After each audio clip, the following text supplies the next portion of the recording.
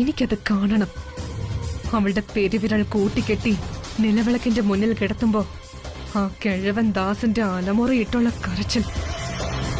സ്വന്തം രക്തത്തെ മറ്റുള്ളവർക്ക് വേണ്ടി നോവിക്കേണ്ടി വന്ന മനസ്സിന്റെ മുറിവ്, അതിന്റെ ആഴം, പക ഒക്കെ നിന്റെ വാക്കുകളിൽ എനിക്ക് കാണാം. ഈ മനസ്സിന് അല്പം കുളിര് പകരാൻ ശ്വാസം കിട്ടാതെ പിടയുന്ന കല്യാണിയുടെ മരണവെപ്രാളം സഹായിച്ചേക്കാം. നീ വാ, തത്സമയം കണ്ട് ആസ്വദിക്കുന്നീ വാ.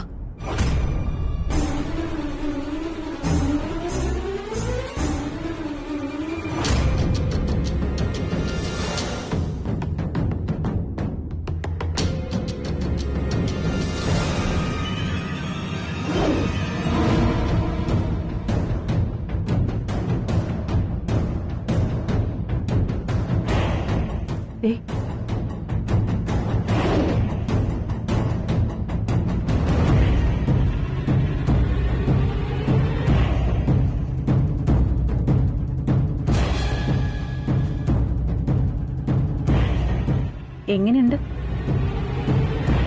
സൂപ്പർ, സമ്മതിച്ചിരിക്കുന്നു. ഒരാള് പോലും അറിയില്ല ഇങ്ങനെ ഒരെണ്ണം ഇതിനകത്തുണ്ടെന്ന്. ചത്തു തൊലയട്ടെ.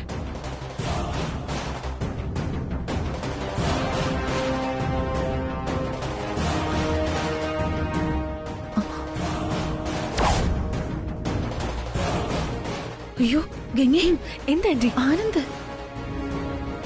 ആനന്ദ് വരുന്നേ, നീ വാ.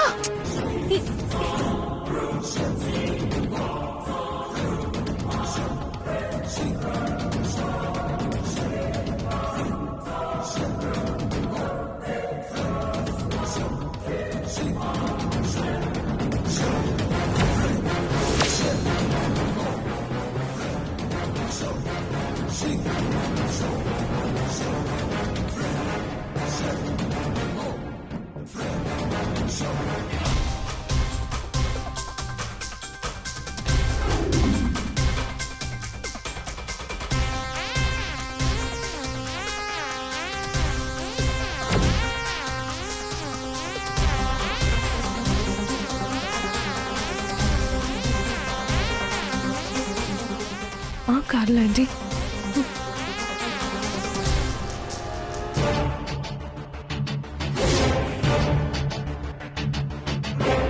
ഉറപ്പായിട്ടും കല്യാണി വീട്ടിൽ പോയിട്ടില്ല. എന്നോട് പറയാതെ പോവില്ല. അവൾക്ക് എന്തോ അപകടം പറ്റിയിട്ടുണ്ട്.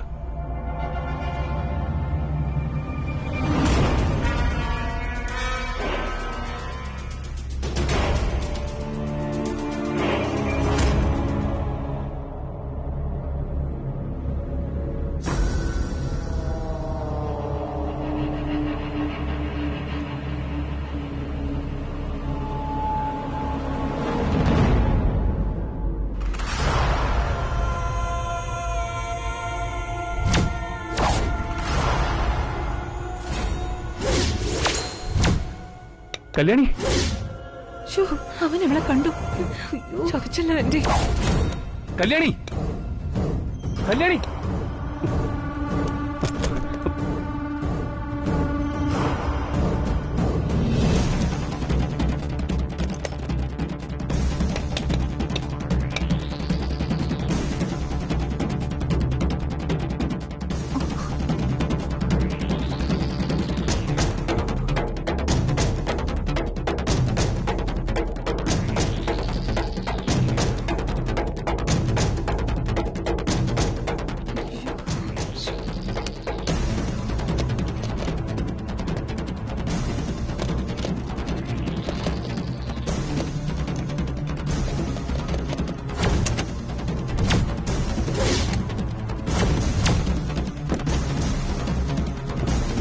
കല്യാണി, കല്യാണി. ഗംഗേ, കല്യാണി, കല്യാണി, എന്തു പറ്റി? നീ എങ്ങനെ ഇതിനകത്ത് വന്നത്? കല്യാണി പറ, എന്തു പറ്റി? കല്യാണി പറ, കല്യാണി, നീ എങ്ങനെ ഇതിന്റെ അകത്ത് വന്നത്? വിലാസിനി മാഡം എന്റെ മുഖത്തെന്തോ സ്പ്രേ ചെയ്തു. അവൻ നമ്മളെ കാണണ്ട. നമുക്ക് പോവാം. ഇളയമേ ഇവിടെ വാ.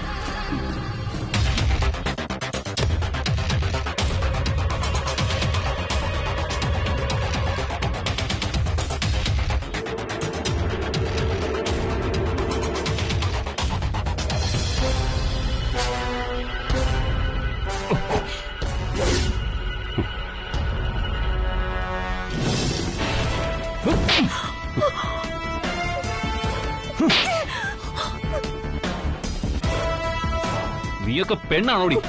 പെണ്ണെന്ന് വിളിച്ച അത് പെൺവർഗത്തിന് എന്നെ അപമാനമാ. ഏതായാലും ഈശ്വരൻ ഇപ്പോഴും നിങ്ങളുടെ കൂടെയാ.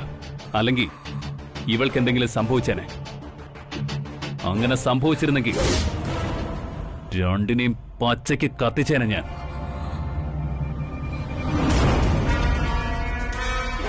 വാ.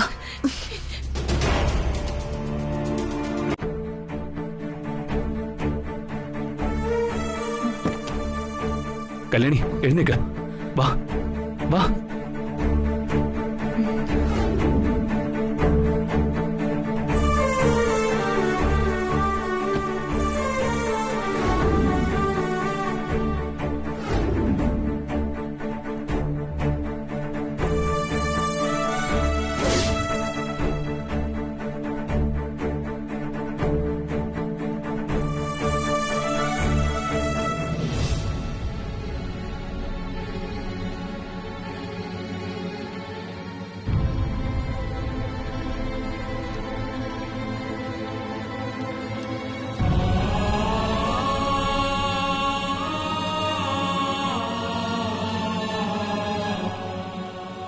ഭയപ്പെടാനൊന്നുമില്ല.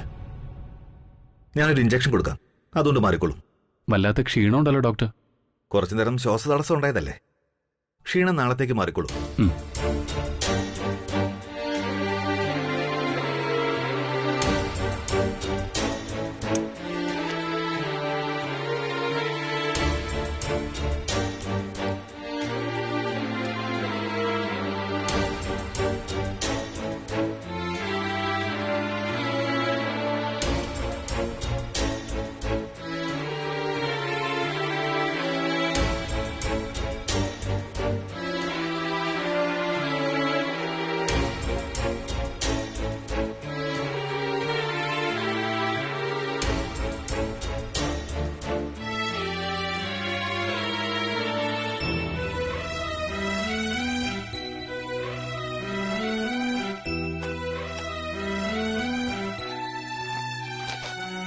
ഓക്കെ, ഈ ടാബ്ലറ്റ് ഒരു 5 ദിവസം കൊടുത്തേക്ക്. ശരി, പേടിക്കാനൊന്നുമില്ല. എന്നാ ഞാൻ ഇറങ്ങട്ടെ. ശരി ഡോക്ടർ. നന്നായി വിശ്രമിക്കുക. ആ അരവിന്ദ്, നീ ഡോക്ടറെ കൊണ്ടുവിടാം. ഡോക്ടർ ഇത് കൊടുത്തേക്ക്.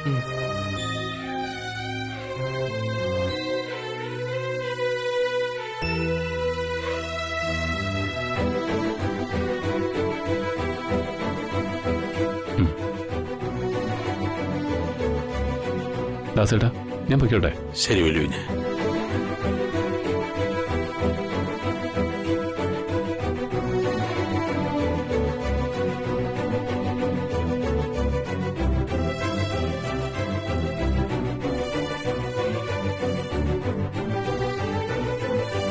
കല്യാണി, ആഹാരമൊക്കെ നന്നായിട്ട് കഴിക്കണം. വെള്ളം ഏറെ കുടിക്കണം.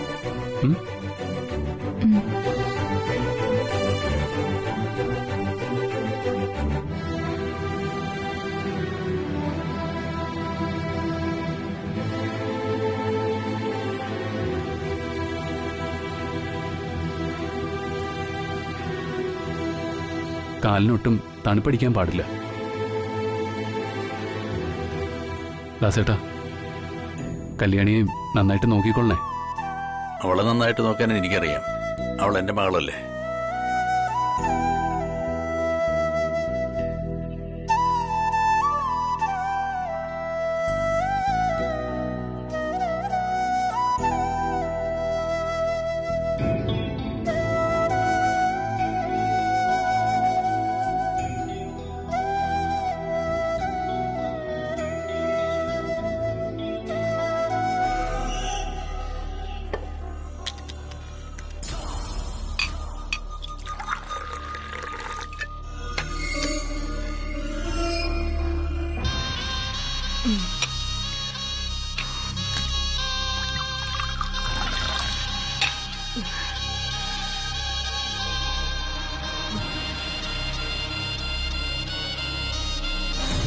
നീയൊന്നും തോൽക്കുന്നവളല്ല ഈ പ്രിയങ്ക.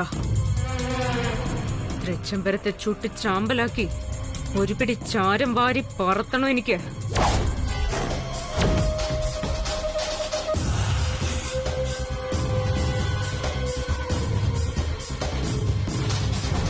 മാഡം വല്ലാതെ കലിയിളയിരിക്കാണല്ലോ.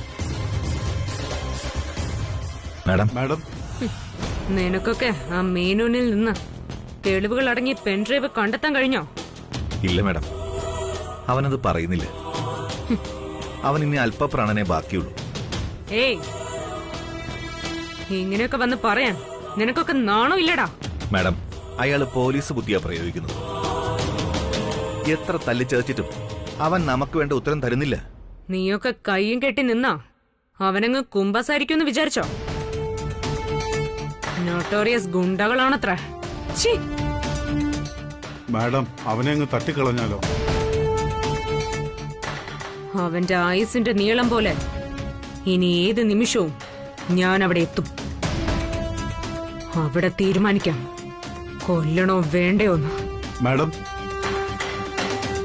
അല്ല മാഡം, തൃച്ചംബരത്തെ അഖിലാണ്ടേശ്വരി മാഡത്തിന്റെ ബന്ധങ്ങൾ അന്വേഷിച്ചിടത്തോളം അവരുമായി ഒരു ശത്രുതയ്ക്ക് പോകാതിരിക്കുന്നതാ ബുദ്ധി.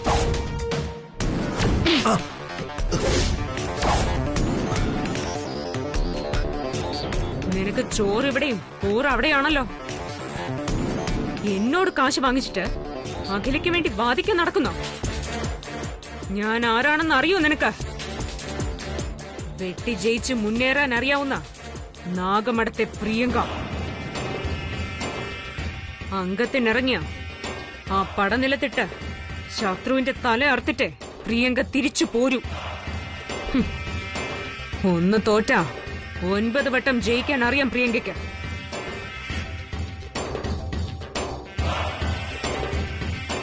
ഓ എന്റെ മുന്നിൽ നിന്ന് പോയി ആ മേനോനിൽ നിന്ന് ആ പെൻഡ്രൈവ് എവിടെയാണെന്ന് ചോദിച്ചറിയാൻ നോക്ക. ശരി മാഡം. ശരി മാഡം.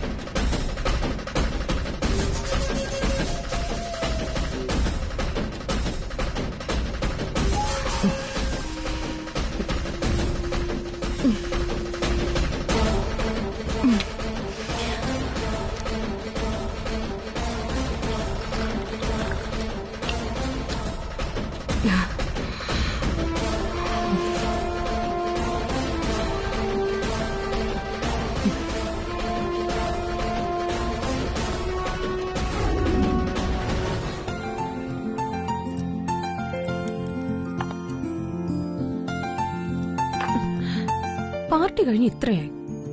ഈ അരവിന്ദ് ഇത് എവിടെ പോയി കിടക്കുന്നു? ഇതുപോലെ പങ്ക്ച്വാലിറ്റി ഇല്ലാത്തൊരു മനുഷ്യൻ.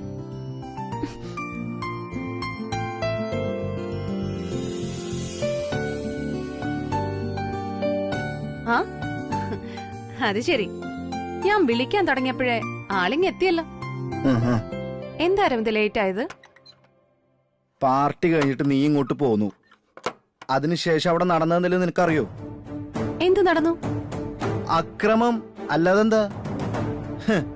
ഇളയമ്മയും ഗംഗയും കൂടിയിട്ട് കല്യാണീനെ കൊല്ലാൻ നോക്കി.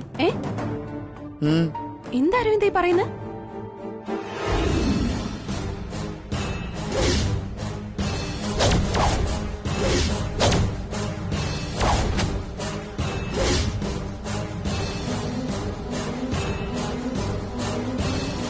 ഇളയമേ,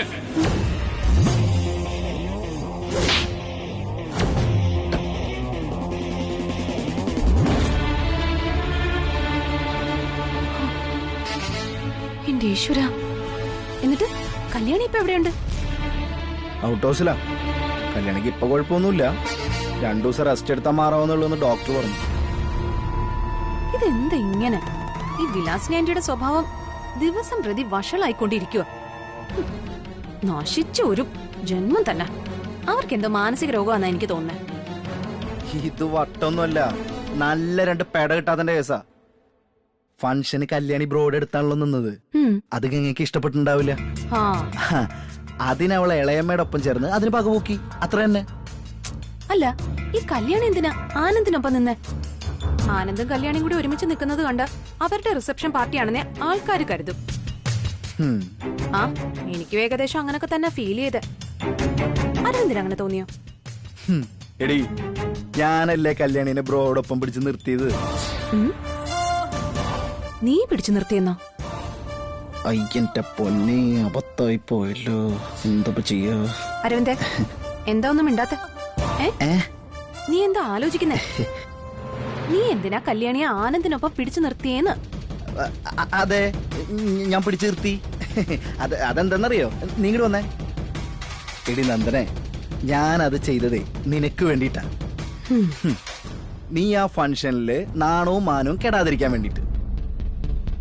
എന്റെ നാണവും മാനവും കെടാതിരിക്കാനോ? അരവിന്ദ് എന്തൊക്കെയാ പറയുന്നേ? തെളിച്ചു പറ. എടി സത്യമായിട്ടും ബ്രോയുടെ ഒപ്പം ബ്രാൻഡ് അംബാസിഡറിന്റെ പേരും പറഞ്ഞേ ഞാൻ കല്യാണിയെ പിടിച്ചിരുത്തിയില്ലായിരുന്നെങ്കിലേ ആ സ്ഥാനത്ത് ഗംഗ കയറി നിൽക്കുമായിരുന്നു. പിന്നെ അവള് മൂത്ത മരുകളെന്ന അധികാരം വെച്ചിട്ടേ അവള് നിന്നെ ഭരിക്കാൻ നോക്കും. അന്ന് ഷെയർ മാർക്കറ്റിനെ പറ്റി നിന്നോട് ചോദിച്ച് നിന്നെ നാണം കെടുത്തിയതുപോലെ കിട്ടിയ അവസരം അവള് മുതലാക്കിയിട്ടേ നിന്നെ കൊച്ചാക്കാൻ ശ്രമിച്ചേനെ. അത് ശരിയാ അരവിന്ദ്. എന്നെ കൊച്ചാക്കാൻ കിട്ടുന്ന ഒരു അവസരവും പാഴാക്കില്ല ഗംഗ. അല്ലെങ്കിലും ഉളങ്ങിയ അങ്ങനെ നിന്നെ കൊച്ചാക്കാനുള്ള അവസരം ഞാൻ ഒരുക്കി കൊടുക്കും നന്ദനെ. നീ എന്റെ ചക്കരമണിയല്ലേ. എന്റെ വായില്ലാക്കുന്നില്ലപ്പാ, രക്ഷപ്പെട്ട്. ഇനി കൂടുതൽ സംസാരിച്ച് റൂട്ട് തെറ്റി കുഴപ്പത്തിലേക്ക് ആവണ്ട. അതെ, വല്ലാത്ത ക്ഷീണം. ഞാൻ കുളിച്ച് ഫ്രഷായി കിടക്കാൻ നോക്കട്ടെ. നീ കിടന്നു, ഞാൻ പോരാ.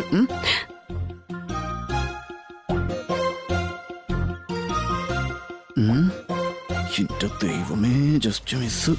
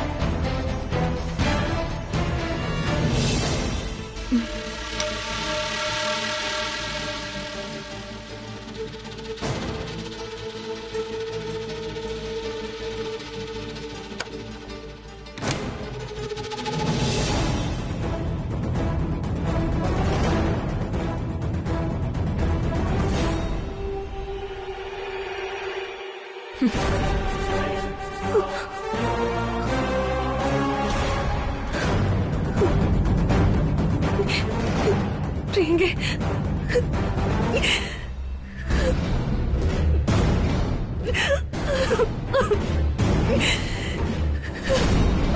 എന്നോട് പൊറുക്കണം പ്രിയങ്കേ. എനിക്ക് മറ്റൊരു വഴിയില്ലായിരുന്നു.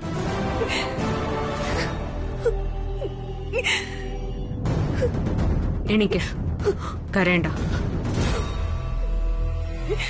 ഞാൻ കരുതി മുറിവേറ്റ ഇരയെ എളുപ്പത്തിൽ കീഴടക്കാമെന്ന് മോഹിച്ചു വന്ന വേട്ടക്കാരനായിരിക്കുന്നു.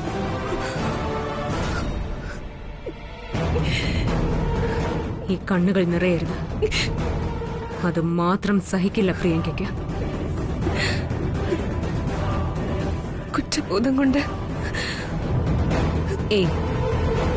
എല്ലാം അവസാനിച്ചു എന്ന് തോന്നുന്ന മനസ്സിന്റെ നിശ്വാസമാണ് കുറ്റബോധം. ഇവിടെ ഒന്നും അവസാനിച്ചിട്ടില്ല. മുറിപ്പാടുകൾ സമ്മാനിക്കുന്ന പകയുടെ ഓർമ്മപ്പെടുത്തലിൽ അംഗത്തിനിറങ്ങുക.